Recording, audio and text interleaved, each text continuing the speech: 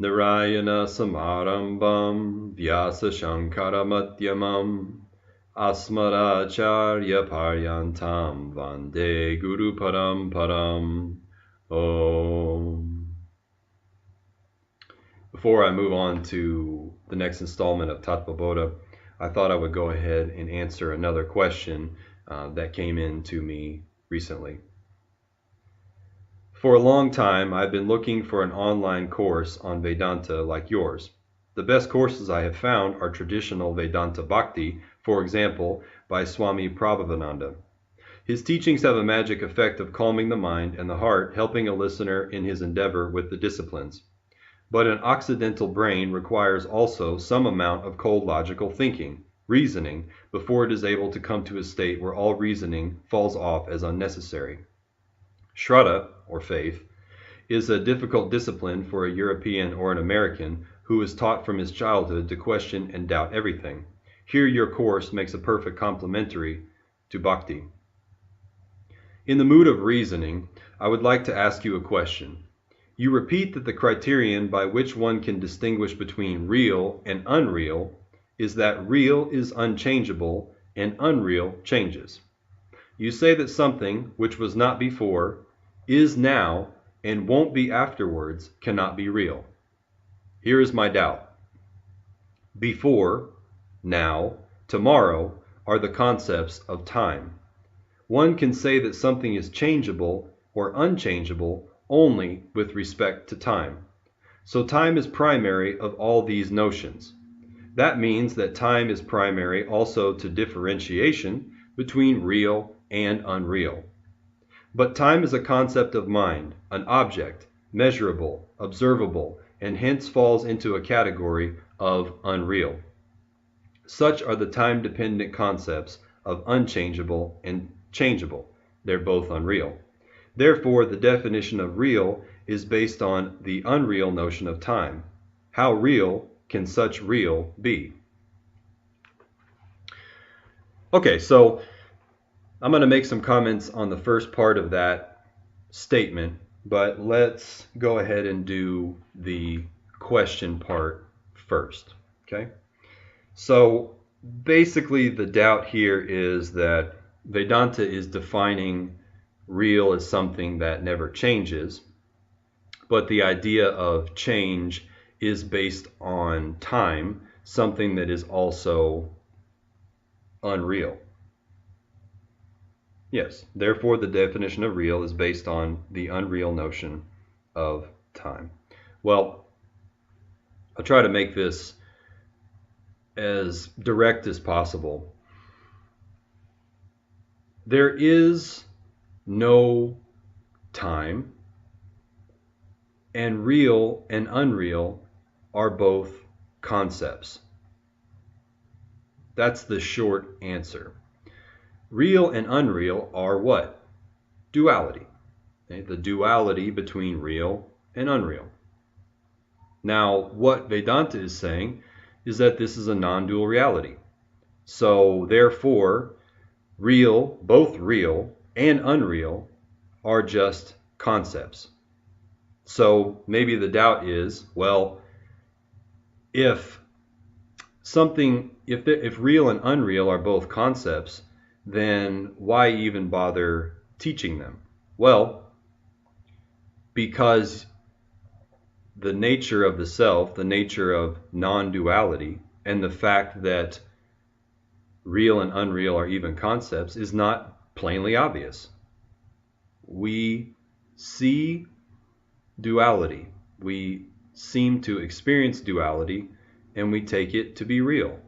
Therefore, a method is needed to sort out our ignorant belief in duality. Now, that's obvious. That much is plain. Okay, it's very plain that you experience ignorance. It's very plain that you experience the ignorance of the fact that you are actually the non-dual self. So that's evident. So hopefully we can agree that a teaching method is needed to remove that ignorance. So if that's the case, if a teaching method is needed to remove this ignorance, where does that teaching method apparently exist? Does it exist in non-duality? No, it doesn't. Because in a non-dual reality, there's nothing other than you, the self. So there can't be you plus the teaching.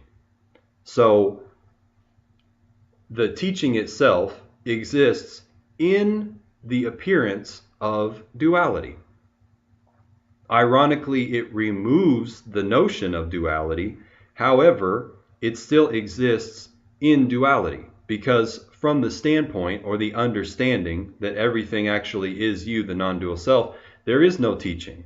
There is no actual teaching. There is no actual teacher. There is no actual student. These are all concepts that appear in duality. However, that's the point at which you start. You start with the belief in duality, and therefore the only option is to use a dualistic means to understand that there is no actual duality. And that's where the teaching exists. It's the idea of the thorn to remove a thorn. You have a thorn stuck in your hand, and you can use another thorn to pluck it out. But in the end, you throw both of them away. It's not like you take the thorn out of your hand with the one thorn, throw that thorn away, and keep the one that you used to pluck the thorn out of your hand. You need neither, so you toss them both out. So ignorance is a thorn. And we're going to use another thorn, which is the teaching method, to remove that ignorance. And when that ignorance is removed, you actually see that there never was an actual duality. And therefore, there was never an actual teacher or teaching or ignorance or any of those things. They're all seen to be concepts. So the point is that from the level of concepts, you have to use concepts to remove ignorance. So that's the teaching operates in the appearance of duality, and so it uses dualistic terms such as real and unreal. Those concepts are concepts, but they're completely necessary to investigate what your true nature is. They're completely necessary to remove false ideas you have about the self and remove false identification with the objects. The real, unreal teaching is very helpful in this respect, because taking the appearance of duality into account, because no one can deny that it's there. It may not be real, but it's definitely not non-existent. Okay, you definitely experience duality. So you have to explain your way out of duality using the terms or the common terms of duality. So think about that. The problem with the appearance of duality is that we're taking the objects, for instance, to be real, to be self-existent, and then we consequently think that we are the object. So I must be this body, I must be this mind, I'm the one who thinks, I'm the one who feels, I'm the one who's happy, I'm the one who's sad, etc. That isn't actually the case. The self, you, are actually free of all of those things, because there's only you. You never change. You're all pervasive and ever present. But it doesn't seem that way. So how do we start to investigate these erroneous notions? How do we start to break this ignorance down? By investigating objects.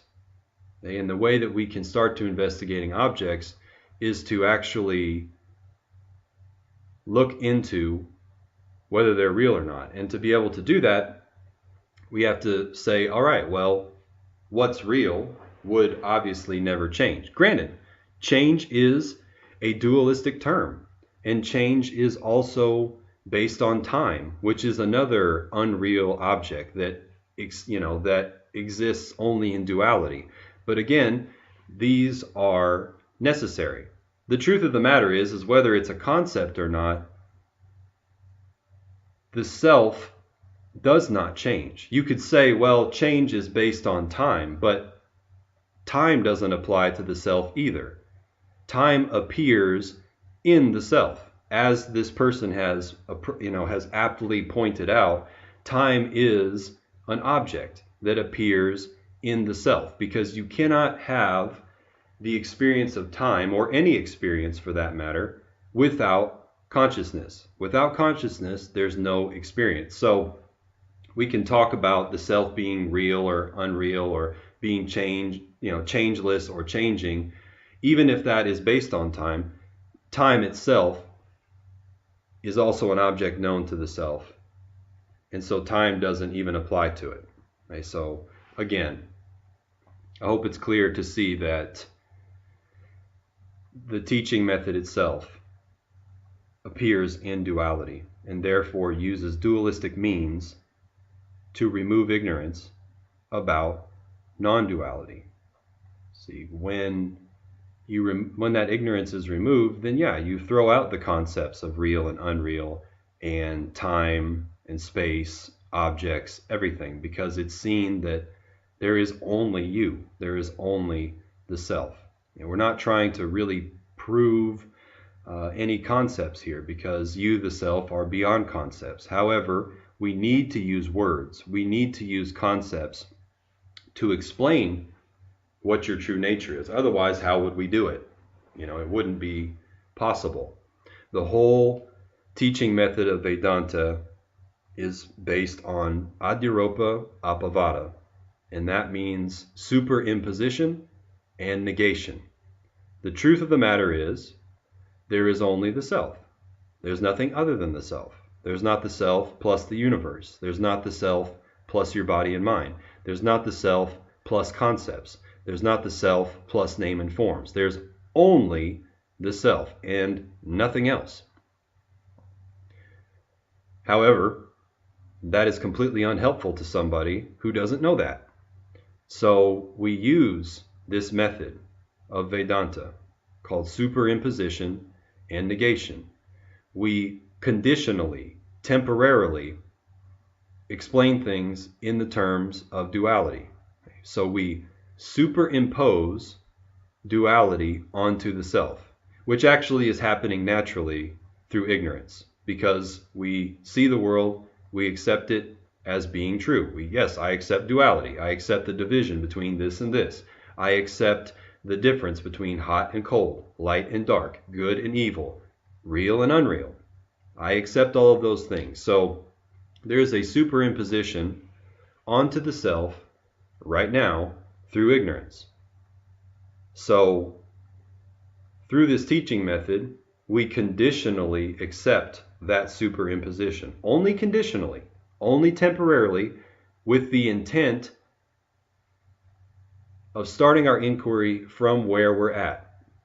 We see duality, we accept duality. So Vedanta says, okay, for the time being, let's accept duality and let's investigate it from that point. Because if we just said, no, there's no duality. No, there's no duality, just get it. Don't you understand? There's no duality. It wouldn't be helpful at all, because you're saying, I think duality seems to be real. So we say, okay, well, let's investigate this whole concept of real here. All right? So we use this superimposition. We accept that duality and investigate it. And over time, okay, we then negate these concepts to get to self-knowledge, to get to truth. We accept things at face value. We accept the appearance of things. We say, okay, yes, it appears that reality is a duality. Fair enough. Let's look into that. And as we move farther and farther into the teaching, we start to slowly negate these concepts until eventually you negate all concepts. There is no actual objects. There is no actual time. There is not real or unreal. There is no concepts at all. There is only you, the non-dual self. So the point being here is that using the concept of real and unreal is only temporary and absolutely necessary.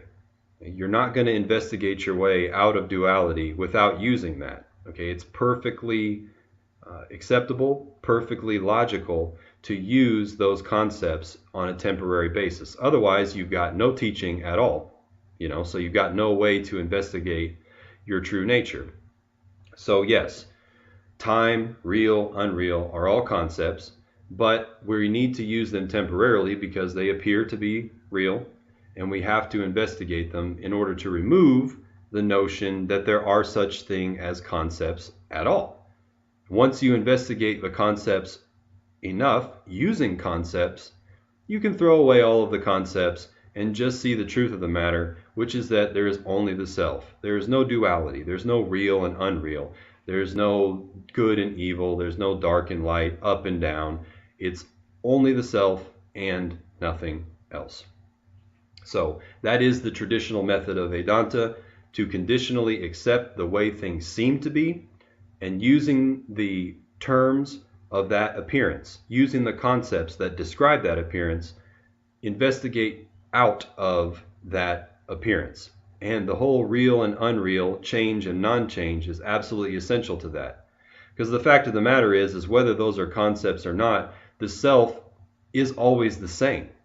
It is never not the self, and there's only the self. So you need to use the real and unreal investigation to look at objects and truly see how those objects cannot be self-existent. They cannot be real because they are transient. They do change. Yes, being transient or changing is a concept that only appears in duality, but we're investigating duality. So we have to investigate duality using dualistic terms, and then eventually we throw all that out and we're left with the understanding or the knowledge of non-duality. I wanted to make a comment here on the first part of this question, which is really a statement, okay? For a long time, I've been looking for an online course on Vedanta like yours. I'm glad that you're enjoying this course. I really hope that it is helpful to people. The best courses I have found are on traditional Vedanta Bhakti. I want to make a point here to say that Vedanta, if I haven't said this before, when you break it into two Sanskrit words, is Veda, Anta. Veda referring to the scriptures, okay, and Anta meaning end. So the end of the Veda, the end of the scriptures, or the end of knowledge. That is specifically referring to the Upanishads and nothing else.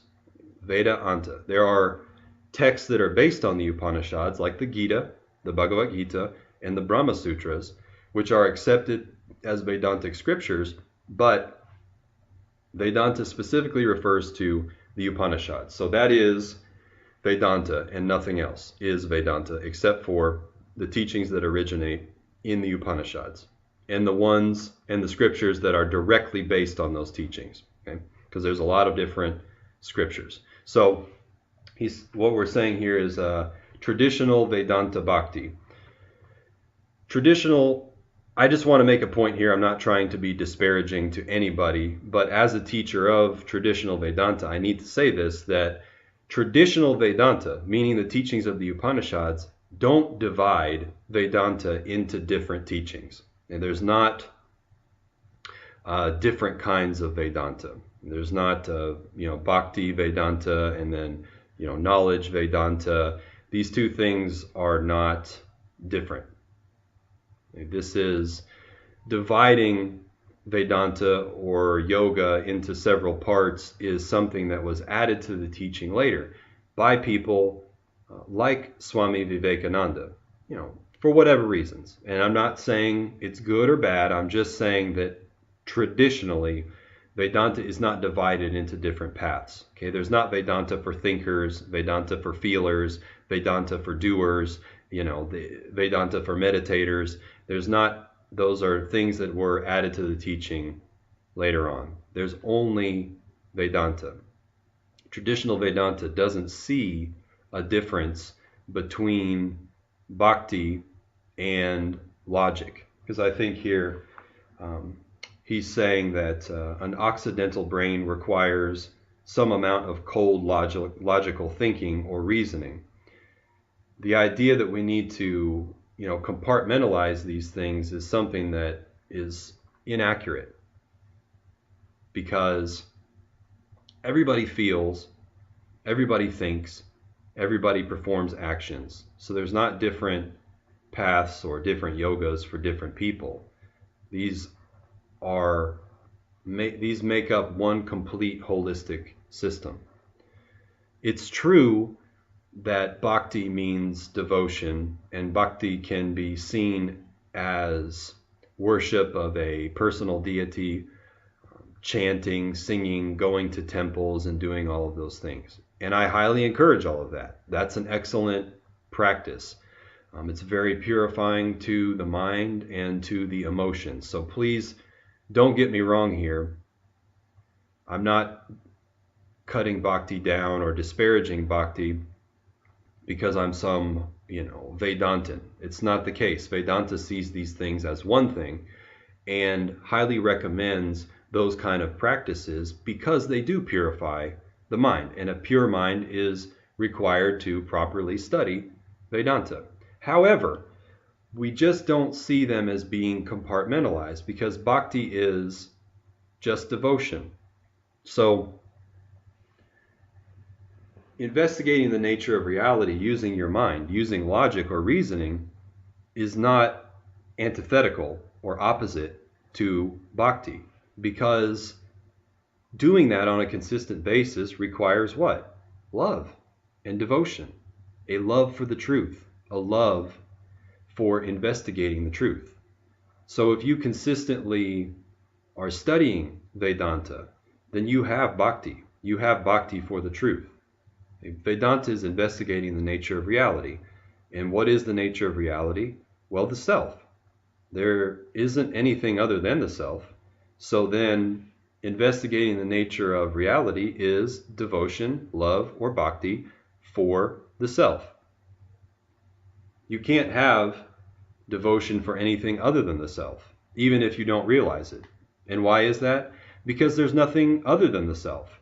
Any object at any time, any place, is nothing other than the self, because the self is the essence of everything. So whether you're devoted to spirituality, or you're devoted to Vishnu or Shiva, or you're devoted to sex and money, it doesn't matter, because everything that you put your attention on, everything that you devote your time to, is devotion to the self, because everything actually is the self. Now granted, someone may not consciously know that what they're pursuing or devoting their time to is actually the self. Yes, that's correct. But I'm trying to point out that bhakti is not exclusive to worshiping or chanting or singing or praying or doing any of those things, because all devotion to particular pursuits is bhakti, especially the study of Vedanta using logic and reasoning, because you are directly showing devotion for the self, because you are actively trying to understand what the true nature of the self is, what your true nature is. When you're worshiping a deity, that's a great thing, obviously. Okay, so don't get me wrong here. I'm all about that. However, whether you realize it or not, that deity is none other than the self.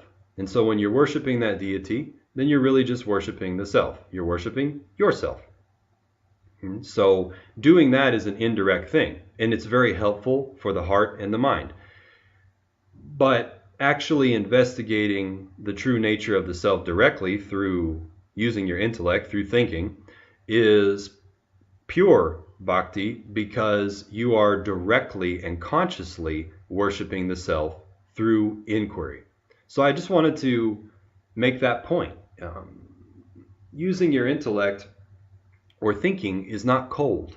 Okay, it's not cold, logical thinking. And maybe the person that wrote this question wasn't very, serious about the wording and didn't mean to convey that message. But I just want to make the point that if you are someone who's practicing Vedanta through listening to these videos or studying scripture, then you definitely have bhakti. You have a whole lot of bhakti because you have devotion to the truth, and the truth is the self. So any devotion is only devotion towards the self. The difference being that when you are doing Vedanta, you are consciously and knowingly committing your thoughts and your attention to the self. And that's the difference. So if you don't have to compartmentalize these things. It's great. By all means, do upasana, meditate on deities, go to the temple, pray and worship, all of those things. They are very good practices, but they are not exclusive. Bhakti is not exclusive to those things, because bhakti is devotion to anything. And when you are being devoted to the study of Vedanta, you definitely have bhakti, direct bhakti for the self. It's not as if your mind and your heart are separate things. They're just different functions of your subtle body, of your mind. That's all that it is. Your thinking and your feeling are just different aspects of the same thing, and they are intimately connected. See, when you love something, for instance, emotionally, say you love another person, your brother, your sister, your girlfriend, boyfriend, husband, wife, you love, any of those things. When you love someone or something, say you love computers or musical instruments, etc., you want to know more about what you love, right? Because if you ask somebody, hey, tell me about 60s pop music, and they're an expert on 60s pop music, they will go on and on and on and on at great length about information about 60s pop music. Why do they have that information? Why do they have that intellectual knowledge? Because they have so much love for that period of music that they want to know more and more and more and more about it. So their love, their emotional feelings for that particular art form prompts them to want to know more about something. See, these are connected to things. They're both connected. If you love your spouse, then you want to know more about them. When you first meet somebody and you're dating, it's like you want to know everything about them. Tell me about your family. Where are you from? What do you like? All of these kind of things. And consequently, as you learn more about these people or these subjects, you develop more and more devotion to them. You develop more and more love for them. The more, if you love something, you want to know about something. And the more you know about that something, the more that you love it. Say, okay, so someone says, I love computers. I think what they do is great. So then I continue to learn more and more and more and more about computers. I gain more and more and more knowledge about computers. And what is it? I become even more devoted to computers. I love computers even more. You learn more and more and more about your brother. You learn more and more about your girlfriend or boyfriend. And the more that you learn about them, the more that you gain love and devotion towards them. So these things are two sides of the same coin, right? So to be clear, traditional Vedanta does not divide into separate paths. Okay, there's not Vedanta for doers and Vedantas for feelers and Vedanta for thinkers. There's just Vedanta, and Vedanta itself does not talk about dividing the teaching into different forms. We kind of get this rivalry or this confrontation between bhaktas and jnanis, with feelers and thinkers, people who are want to have the logic and the reasoning, and people who just want to feel. There's no conflict between these two things. There need not be any conflict between these two things, and no one should be looking at themselves as a thinker or a feeler, because everyone thinks and everyone feels. So nurture your emotions through spiritual practices, purify your mind that way, but also question and use the logic and reasoning of Vedanta, because that's what Vedanta really is that logic and reasoning that we call inquiry, self-inquiry. Okay? Because you can't get enlightened without knowledge. Vedanta is very clear and works based on those Upanishads are very clear that there's no enlightenment without knowledge. People that have beautiful feelings and emotions and pure minds can be very unenlightened. Okay, so pure mind and pure emotions based on doing spiritual practice is excellent. And Vedanta totally says it's completely necessary to do that, because without doing that, your mind can't be pure enough to get the knowledge that leads to enlightenment. So they are complementary things. No one needs to feel like they have to put Bhakti over here and Vedanta over here because they're the same thing. Okay? Thinking about the self, inquiring into the self is Bhakti. And if you are doing that, you have a lot of Bhakti and a lot of devotion, because you are continuously devoted to the truth. So I wanted to make that point, that they're not actually separate things. I also wanted to say here, it says an Occidental brain requires some amount of cold logical thinking. Well, I think everybody's brain actually requires that, because, again, you can be devoted to something. Say you're devoted to a deity like Krishna. The more you love Krishna, what? You want to know about Krishna. People start to have questions. What is Krishna? What's the nature of Krishna?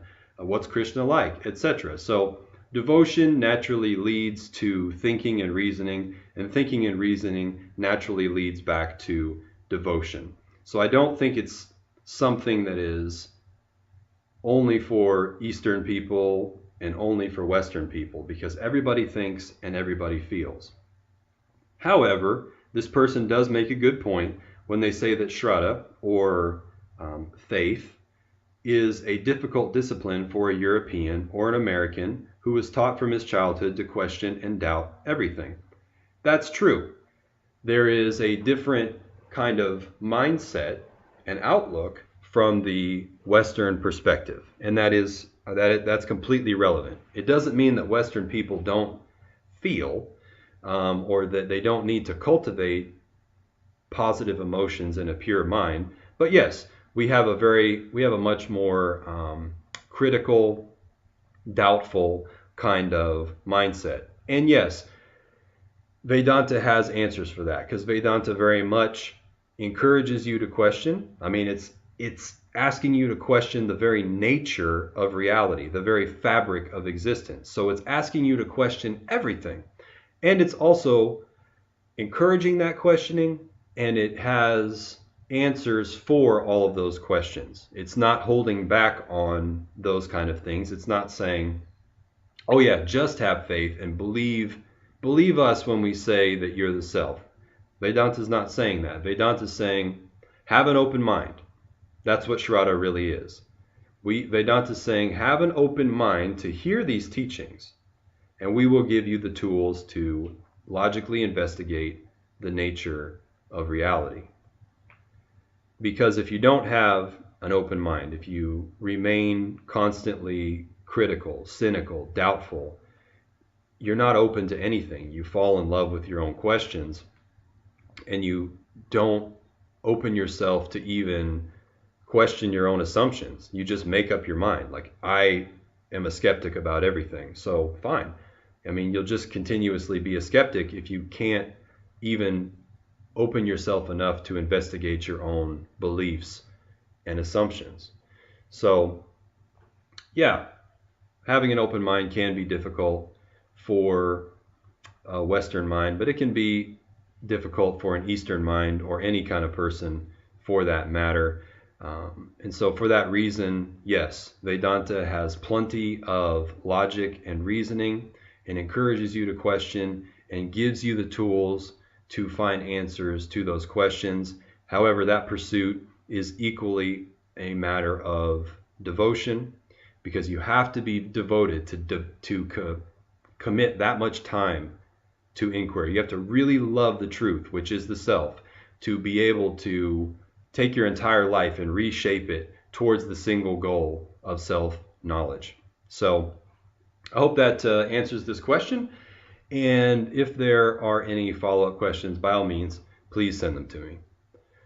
Purnamidaf, Purnamidam, Purnat, Purnamadachyate, Purnasya, Purnamadaya, Purnameva Vashishyate. Om Shanti Shanti Shanti. Bhaja Govindam, Bhaja Govindam.